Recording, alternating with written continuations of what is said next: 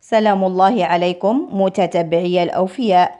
أفادت المديرية العامة للأرصاد الجوية بأن زخات رعدية محلية قوية مرتقبة اليوم الثلاثاء بعدد من أقاليم المملكة، وذلك تزامنا مع موجة حرارات تعرفها مجموعة من الأقاليم.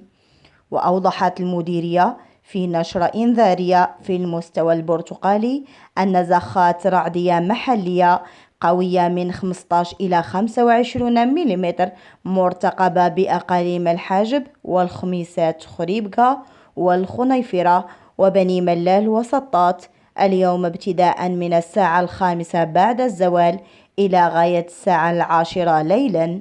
يأتي ذلك بعدما أعلنت المديرية العامة للأرصاد الجوية أنه من المرتقب تسجيل موجة حر ما بين 39 و 46 درجة ابتداء من يوم السبت المنصرم وإلى غاية اليوم الثلاثاء بعدد من مناطق المملكة.